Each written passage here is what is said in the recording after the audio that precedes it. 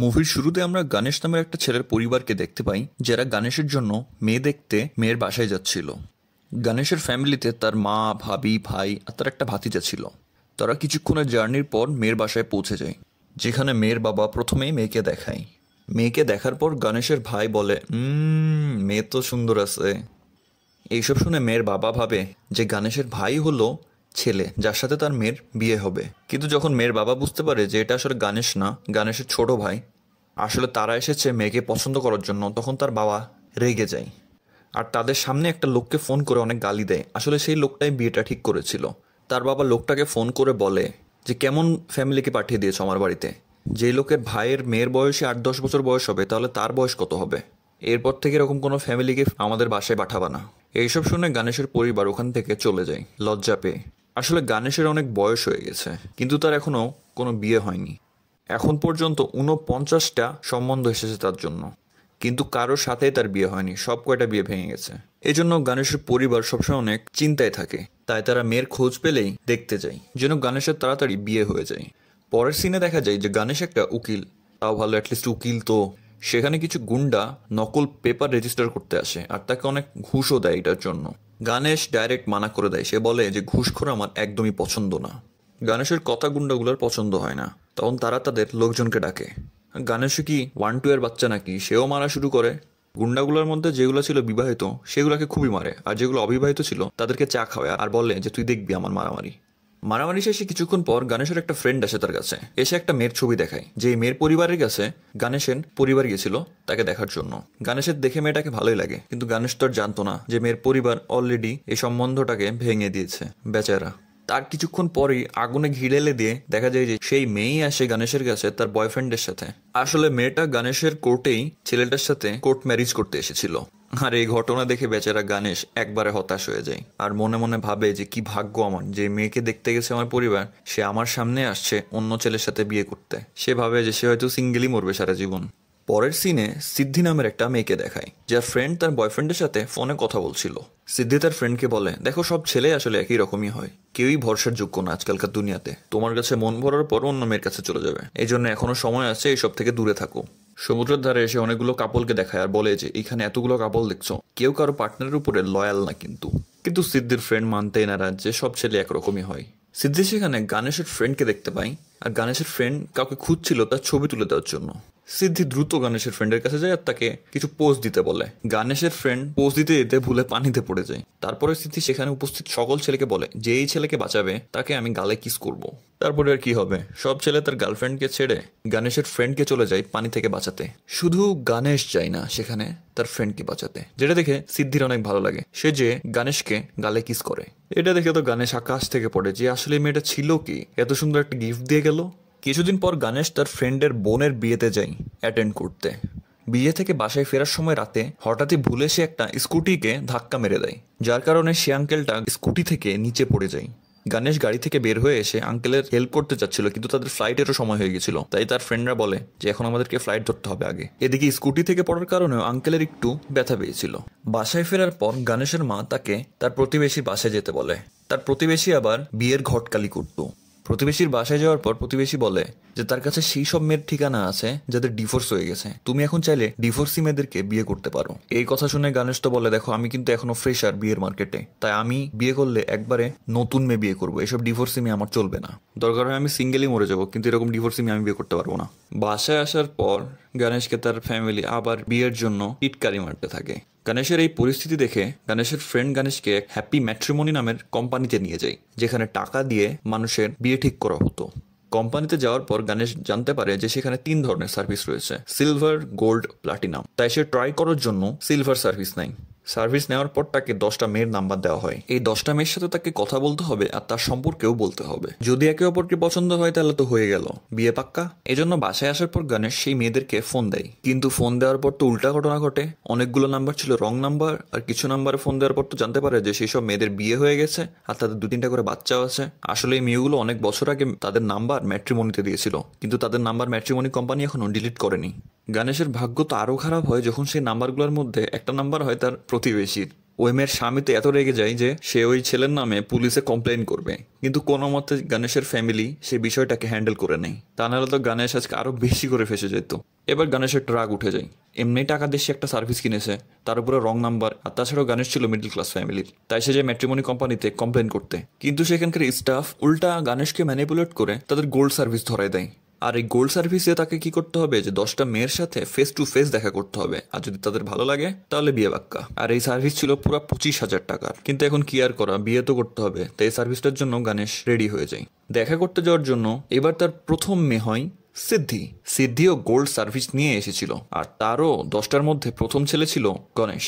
গণেশ তোকে প্রথমবার দেখেই বিয়ের প্রস্তাব রাখা শুরু করে আর বলে যে তাকে তার অনেক পছন্দ হয়েছে। কিন্তু সিদ্ধি সে তো বলে যে আমার কাছে আরো 9টা অপশন আছে, আমি সবগুলো অপশন চেক করব, তারপর তোমাকে জানাবো যে তোমাকে আমি বিয়ে করতে চাই কি চাই না। গণেশও কথাটা শুনে অবাক হয়ে যায় যে কি আজব মেরে ভাই, মানা করতে হলে না করে দোষ ডাইরেক্ট, এমনি পেঁচাচ্ছ কেন কথাবার্তা। এমনি যদি আরো একবার রিজেক্ট হয়ে যেত তাহলে হাফ সেঞ্চুরি পূরণ হয়ে যেত তার। কিন্তু গণেশ সেখান থেকে মেয়ের পিছন পিছন যেতে থাকে যে আসলে সিদ্ধি কাকে পছন্দ করে সেটা দেখার জন্য। কিন্তু সিদ্ধি এক এক করে সবগুলো ছেলেকে রিজেক্ট করে দেয়। এটা দেখে তো গণেশের মানমে লাড্ডু ফুটা, গণেশ অনেক খুশি হয়। আর সেও ভাবে যে সবাই আসলে একটা একটা করে রিজেক্ট হয়ে যায় আর আমার নাম্বার চলে আসবে। সিদ্ধি তাকে কিছু বলবেই তার আগেই হসপিটাল থেকে একটা ফোন আসে, গণেশের মা হসপিটালে ভর্তি হয়েছে। গণেশ দ্রুত হসপিটালে পৌঁছায়। আর সব থেকে আশ্চর্যজনক বিষয় কি যে এই হসপিটালও সেই আঙ্কেলটাই ভর্তি হয়েছে যাকে গণেশ ধাক্কা মেরেছিল গাড়ি দিয়ে। এখন ওই আঙ্কেল গণেশকে দেখে গণেশের পরিবারকে কিছু বলার চেষ্টা করছিল, কিন্তু তার শরীর খারাপ হয় ঠিক মতো বলতে পারছিল না কথা। গণেশের মা গণেশকে বলে, দেখো বাবা, আমার জীবনে আর কোনো ভরসা নাই, কখন মারা যাবো কোনো কিছু ঠিক নাই, তাই আমি মৃত্যুর আগে জাস্ট তোমার বিয়েটা হয়ে যেতে দেখতে চাই। দরকার হয় তুমি আমার প্রতিবেশীর কথায় ওই ডিভোর্সি মেয়েকেই বিয়ে করে ফেলো, কিন্তু জাস্ট আমাকে তোমার বিয়েটা দেখাও। গণেশ এখন এইসব ঘটনা দেখে কিছু বলতেও পারছিল না, কিন্তু তার মায়ের এই অবস্থা দেখে তার মায়ের কথা মেনেও নাই। এইবার অন্যদিকে আমরা সিদ্ধিকে দেখতে পাই। সিদ্ধির আসল চেহারা রিভিল হয়ে গেছে। সিদ্ধি আসলে ম্যাট্রিমনিতেই কাজ করে, আর সিদ্ধি ম্যাট্রিমনিতে সবগুলো স্টাফের সিনিয়র। আর এখানে ম্যাট্রিমনিরও শত ফাঁস হয়ে যায়।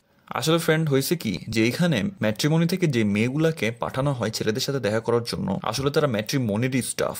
আর ছেলেরাও দেখা করতে যাওয়ার পর প্রথমে ভাবে যে এটা মনে হয় আসলে বিয়ের জন্য এসেছে, কিন্তু আসলে তো তারা তাদের সার্ভিসের জন্য এসেছে। টাকা পাওয়া শেষ, তারাও শেষ। তাদের কাজ শুধু একটাই, ছেলেদেরকে রিজেক্ট করা। গোল্ড সার্ভিসে 10টা মেয়েরা ছেলেকে রিজেক্ট করে আর কোম্পানির 25,000 টাকা লাভ হয়ে যায়। আর এই কোম্পানিতে কিভাবে অন্য ছেলেদেরকে রিজেক্ট করাতে হবে সেই সবের প্রশিক্ষণ দিচ্ছিল আমাদের সিদ্ধি। সিদ্ধি আর ম্যাট্রিমনি দুইজনেই ছেলেদের সাথে ফ্রড করে। ওইদিকে বেচারা গণেশ তো সিদ্ধিকে পছন্দ করে ফেলেছে, মনে মনে বিয়ের কথা ভাবে এখন। পরের সিনে সিদ্ধিকে দেখা যায় সে হসপিটালে, আর তখন জানতে পারা যায় যে যে লোকটাকে গণেশ গাড়ি দিয়ে ধাক্কা মেরেছিল সেই লোকটা হচ্ছে সিদ্ধির বাবা। তার বাবার ট্রিটমেন্টের জন্য তার লাগতো অনেক টাকা, আর সেই কারণেই সে ম্যাট্রিমনি কোম্পানিতে জয়েন করেছে, কারণ এই কাজ থেকে সে অনেক বেশি টাকা ইনকাম করতে পারতো খুবই দ্রুত সময়ে। আর শুধু এই কারণেই সে মানুষের সাথে ফ্রড করে যাচ্ছে যেন সে তার বাবাকে বাঁচাতে পারে। পরের দিন দেখা যায় গণেশ তার ফ্রেন্ড আর ফ্রেন্ডের বোনকে নিয়ে পুলিশ স্টেশনে আসে, যার বিয়ে হয়েছিল কিছুদিন আগেই। আর ফ্রেন্ডের বোন আসে পুলিশ স্টেশনে একটা খোঁজ নিতে যে তার বোনের স্বামীকে পাওয়া যাচ্ছে না। তারা যখন তার বোনের স্বামীর ছবি পুলিশ স্টেশনে দেখায় তখন পুলিশ তো একবারে চমকে যায়। পুলিশ গণেশ আর তার ফ্রেন্ডকে বলে যে এই লোক তো পাক্কা 1 নম্বরের ফ্রড, এর আগে 4টা বিয়ে হয়েছে, আর 4টা বিয়েতে সে ফ্রড করে পালিয়েছে, এর নামে অলরেডি স্টেশনে কেস আছে। এই ছেলে মেয়েদেরকে ফাঁসিয়ে বিয়ে করে আর তাদের কাছ থেকে টাকা পয়সা নিয়ে পালিয়ে যায়। পুলিশ তো অনেকদিন ধরে এই ছেলের পিছনে দৌড়াচ্ছে, তাকে খুঁজেই পাওয়া যাচ্ছে না। এটা শুনে তো গণেশ আকাশ থেকে পড়ে যে কি হয়ে গেল রে ভাই, দুনিয়াতে কাকে ট্রাস্ট করবো। গণেশ তখন পুলিশ অফিসারকে বলে যে এই ছেলের ব্যাপারে তো আমরা জেনেছিলাম ম্যাট্রিমনি থেকে, আমরা তো আমাদের মেয়ের বিয়ে দিয়েছি ম্যাট্রিমনি থেকে। পুলিশ অফিসার তখন বুঝে যে তার মানে এই ম্যাট্রিমনিতে হয়তো কোনো সমস্যা আছে, তারাই হয়তো মানুষকে ফ্রড করছে। এর রহস্য খুঁজে বের করতে হবে খুবই দ্রুত। কিছুদিন পর শপিং মলে গণেশ আর তার একটা ফ্রেন্ড ঘুরে বেড়াচ্ছিল, ঠিক সেই সময় সে দেখতে পাই তার ফ্রেন্ডের বোনের স্বামীকে, যে আর একটা মেয়ে নিয়ে শপিং মলে ঘুরছিল। গণেশকে দেখে তো এলো কুত্তার মতো দৌড় দেয় সেখান থেকে, কিন্তু গণেশও কম নাকি, সে আরো জোরে দৌড় দেয় সেই ছেলের পিছে, আর সেই ছেলেকে ধরে পুলিশের কাছে দিয়ে দেয়। কিছুক্ষণ পর গণেশের মা তাকে ফোন দিয়ে বলে যে দেখো বাবা, আমি পণ্ডিতের সাথে কথা বলে এসেছি, যদি 25 দিনের মধ্যে তোমার বিয়ে না হয় তাহলে আর জীবনও তোমার বিয়ে হবে না, তাহলে যা করার এই 25 দিনের মধ্যেই করো। তাই দ্রুত ওই ডাইভোর্সি মেয়ের সাথেই বিয়ে করে ফেলো। এসব শুনে গণেশ অনেক চিন্তায় পড়ে যায়, আর সেই সব ঘটনা সিদ্ধিকে যেয়ে বলে। সিদ্ধি তখন একটা প্ল্যান বানায় আর বলে যে আমি তোমার বাসায় যাব হবু বউ হয়ে, যেন গণেশের মায়ের টেনশন কিছুদিনের জন্য দূর হয়। এতে কিছুটা প্রবলেমও সলভ হয়ে যাবে, আর গণেশের যেই ডিভোর্সি মেয়ে ছিল তার সাথেও বিয়ে ভেঙে যাবে, দুইটা প্রবলেমই সলভ একসাথে। গণেশ সেদিনই সিদ্ধিকে তার বাসায় নিয়ে যায়, আর গণেশের মা তো ভাবে আরে বাবা, আমার ছেলেটা কি পটায় নিয়ে আসছে। গণেশের ফ্যামিলির সাথে সাথে পুরো পাড়া প্রতিবেশী সবাই খুশি হয়েছে মেয়েকে দেখে, যে ফাইনালি গণেশের বিয়ে হচ্ছে। গণেশের মতো এত খুশি হয়েছে যে সিদ্ধিকে দেখে তাকে শাগুনের টাকা আর শাড়ি দিয়ে দেয়। এসব দেখে সিদ্ধিরও অনেক ভালো লেগে যায়। গণেশের মা সিদ্ধিকে বলে যে গণেশ অনেক ভালো একটা ছেলে। যখন ওর বয়স অনেক কম ছিল তখন ওর বাবা মারা যায়। বাড়ির বড় ছেলে হওয়ার কারণে সকল দায়ভার পড়ে তার উপরে। সে অনেক কষ্ট করে টাকা কামিয়ে পরিবারের দেনাগুলো শোধ করেছে, আর সবার শেষে সে তার ফ্যামিলিকে শান্তিতে রেখেছে। এমনকি সে তার ছোট ভাইয়ের বিয়েও তার আগেই করিয়েছে। আর এই সব কিছু চক্করে তার বয়স একটু বেশি হয়ে গেছে। বেশি বয়স হওয়ার কারণে তাকে রিজেক্ট করতে শুরু করেছে। কিন্তু এখন যেহেতু তুমি চলে এসেছো, এখন সব কিছু ঠিক হয়ে যাবে। এসব ইমোশনাল স্টোরি শুনে সিদ্ধির একটু খারাপই লাগে, আর সেও সত্যি সত্যি গণেশকে পছন্দ করতে শুরু করে। আর তখন সে গণেশকে বলে যে হ্যাঁ, আমি তোমার সাথে বিয়ে করার জন্য রাজি এখন। গণেশও খুশিতে নাচতে শুরু করে। কিন্তু পরের সিনে সিদ্ধিকে অনেক হতাশ দেখা যায়। গণেশ সিদ্ধিকে জিজ্ঞেস করে যে কি হয়েছে, তোমার তো মন খারাপ কেন? তখন সিদ্ধি ফোনে তার বাবার ছবি দেখায় আর বলে যে তার বাবা অনেক অসুস্থ আর তার সুস্থতার জন্য 10 লাখ টাকা লাগবে। কিন্তু সিদ্ধির কাছে কোনো টাকাই নাই। গণেশ তো সিদ্ধির বাবাকে দেখার পর পুরো থতমত খেয়ে যায় যে এই লোককে তো আমি আমার গাড়িতে ধাক্কা মেরেছিলাম, কিন্তু আমি যখন ধাক্কা মেরেছিলাম তার তো অবস্থা তো এত খারাপ ছিল না, সে লোক তো দাঁড়িয়েই ছিল। সে ভাবে যে অবশ্যই আমি যাওয়ার পর কেউ মনে হয় আবার তাকে ধাক্কা মেরেছে, দিয়ে এই অবস্থা করেছে তার। কিন্তু যাই হোক, সেগুলো ভাবার বিষয় না, এখন তো তার চিকিৎসা করতে হবে আগে। গণেশ তার ফ্যামিলিতে এসে ঘটনাটা বলে যে 10 লাখ টাকার প্রয়োজন। তখন তার ভাবি গাড়ি কেনার জন্য কিছু টাকা জমিয়েছিল, সেই টাকাটা গণেশকে দিয়ে দেয় আর বলে যে সিদ্ধির বাবার চিকিৎসার জন্য এই টাকাটা ইউজ করতে। গণেশ সেই টাকাগুলো নিয়ে যেয়ে সিদ্ধিকে দিয়ে দেয়। ঠিক তার পরের সিনে দেখা যায় যে তার ফ্রেন্ডের বোন নিজের জীবন নিজেই নিয়ে নিয়েছে। শুধুমাত্র ম্যাট্রিমনির ধোঁকাবাজির কারণে একটা জীবন চলে গেল। গণেশের অনেক মন খারাপ হয় বিষয়টা দেখে, কিভাবে টাকার জন্য মানুষ অন্য মানুষের জীবন নিয়ে খেলাধুলা করছে। পরের দিন গণেশ তার পরিবারের সাথে নিউজ দেখছিল, আর নিউজ দেখতে যেহেতু তার চোখ ছানা বড়া হয়ে যায়। নিউজে দেখায় সিদ্ধি নামের একটা মেয়ে অনেকগুলো ছেলেকে ফাঁসিয়েছে। নিউজে বলা হয় যে মেয়েটা ছেলেদেরকে তার রিলেশনে ফাঁসিয়ে তার বাবার চিকিৎসা করাতে হবে বলে 10 লাখ টাকা নেয়, আর তারপরেই পোল্টি মারে। যে লোকটা আসলে তার বাবাই না।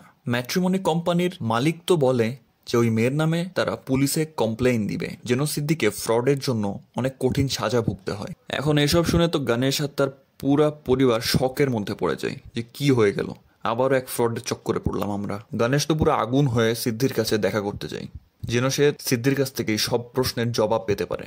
তখন সিদ্ধি বলে যে হ্যাঁ, ওই লোকটা আসলে তার বাবা না। আসলে সেদিন রাতে সিদ্ধি ভুলে ওই লোকটাকে তার গাড়ি দিয়ে ধাক্কা মেরে দিয়েছিল। লোকটাকে গাড়ি দিয়ে ধাক্কা মারার পর তাকে হসপিটালে নিয়ে আসে। হসপিটালে আনার পর জানতে পারে যে সেই লোকের চিকিৎসার জন্য 10 লাখ টাকার প্রয়োজন। সিদ্ধির বাবা মাও ছোটবেলাতেই একটা গাড়ি দুর্ঘটনায় মারা গেছিল, আর সেই জন্যই সে সেই আঙ্কেলটাকে বিনা চিকিৎসায় মরতে দেখতে চাচ্ছিল না। আর এই কারণেই টাকা কামানোর জন্য সে জয়েন করে ম্যাট্রিমনিতে। সে বলল যে হ্যাঁ, হয়তো আমার পদ্ধতিটা খারাপ ছিল, আমি মানুষের ফিলিংসের সাথে খেলেছি, কিন্তু আমি যখন তোমার পরিবারের সাথে দেখা করি আমার সব ভাবনা চেঞ্জ হয়ে গেছে। তোমার পরিবারের সাথে দেখা করার পরে আমি বুঝেছি এই কাজ আমার দ্বারা সম্ভব না, এই কাজ আমি ছেড়ে দিব। তাই আমি ম্যাট্রিমনিতে চলে যাই মালিকের সাথে কথা বলতে। সে তার বসকে যেয়ে বলে যে আমি আর ম্যাট্রিমনিতে কাজ করব না, আর আমি এই কোম্পানির ফ্রডগিরি সবার সামনে তুলে ধরবো। কিন্তু তার কোম্পানির মালিক তাকে উল্টা ফাঁসিয়ে দেয়, আর তার কাজকর্মকে নিউজে দেখিয়ে এখন তার নামে উল্টা কেস দিয়ে দিয়েছে। এসব দেখে গণেশ একটু অবাকই হয় যে সিদ্ধি আসলে ভালো হতে চাচ্ছে তার ভুলগুলোকে শুধরিয়ে নিয়ে, কিন্তু কোম্পানির মালিক অলরেডি সিদ্ধির ক্যারেক্টারটাকে ডাউন করে দিয়েছেন। তাই গণেশ প্রতিজ্ঞা করে যে সে সিদ্ধির ক্যারেক্টারটাকে যেভাবে হোক ব্যাক নিয়ে আসবে। এবার গণেশ সিদ্ধিকে নিয়ে পুলিশ স্টেশনে আসে আর ম্যাট্রিমনির সব ফ্রডের কথা পুলিশকে বলে। ঘটনা শুনে পুলিশ দ্রুত ম্যাট্রিমনির উপরেও একটা কেস করে দেয়। আর এই কেসটা লড়তে আসে গণেশ নিজেই, যেহেতু সে একটা উকিল। কোর্টে কোম্পানির মালিক বলে যে সিদ্ধি তার সুবিধার জন্য ফ্রড করেছে সবার সাথে। তার মানে এই না যে কোম্পানি আর কোম্পানির মালিকের উপরে আপনারা প্রশ্ন উঠাবেন। কিন্তু গণেশ বলে এটা মিথ্যা কথা, কারণ আমি নিজে ম্যাট্রিমনির সার্ভিস ইউজ করেছি আর আমার সাথেও ফ্রড করা হয়েছিল। ম্যাট্রিমনিতে এমন এমন মেয়েদেরও নাম্বার পাওয়া যায় যাদের 3-4টা করে বাচ্চা হয়ে গেছে। তাহলে এগুলো ফ্রড না তো আর কি? প্রমাণস্বরূপ সে সেখানে ম্যাট্রিমনিতে কাজ করা আরো অনেক মেয়েদেরকে নিয়ে আসে, আর তারাও স্বীকার করে যে হ্যাঁ, ম্যাট্রিমনি আসলে ফ্রড করে তার কাস্টমারদের সাথে। তারা সবকিছু স্বীকার করার পর ম্যাট্রিমনির কিছু সিসিটিভি ফুটেজও লিক হয়, সেগুলো তারা কোর্টে পেশ করে। যে ফুটেজে দেখা যায় মালিক স্টাফ মেম্বারদেরকে ফ্রড করার উপায় শিখাচ্ছিল। এরপরে আর কি, এরপরে তো জাজ দ্রুত তার ফয়সালা শোনায় দেয়। কোর্ট বলে যতগুলো মানুষের সাথে আজ পর্যন্ত ফ্রড করা হয়েছে, তাদের টাকা মেরে খাওয়া হয়েছে, তাদের সবার টাকা ম্যাট্রিমনিকে ব্যাক দিতে হবে। আর ম্যাট্রিমনির মালিককে 7 বছরের সাজা দেওয়া হয়েছে। আর কোম্পানির লাইসেন্স তো জব্দ করা হোক। আর তাছাড়াও সিদ্ধির উপরে যে আরোপগুলো দেওয়া হয়েছিল সেগুলোকেও খারিজ করা হোক। এইসব শুনে গণেশ আর বাকি লোকজন অনেক বেশি খুশি হয়ে যায়, আর এরকমই একটা হ্যাপি এন্ডিং এর সাথে মুভিটাও শেষ হয়ে যায়। সবার উদ্দেশ্যে একটাই কথা বলবো যে যারা ম্যাট্রিমনি ইউজ করছেন না, একটু সাবধানে থাকেন, কখন কার সাথে ফ্রড হয় কিছুই বলা যায় না আজকাল। যাই হোক, ভিডিও ভালো লেগে থাকলে একটা লাইক দিয়ে যাবেন, আর নিচে কমেন্টে জানাবেন ভিডিওটি কেমন লেগেছে। আর ম্যাট্রিমনি সার্ভিস সম্পর্কেও কারো কোনো এক্সপিরিয়েন্স থাকলে নিচে আমাদেরকে কমেন্টে জানাবেন। সাবস্ক্রাইব করে আমাদের পাশেই থাকুন। বিদায়।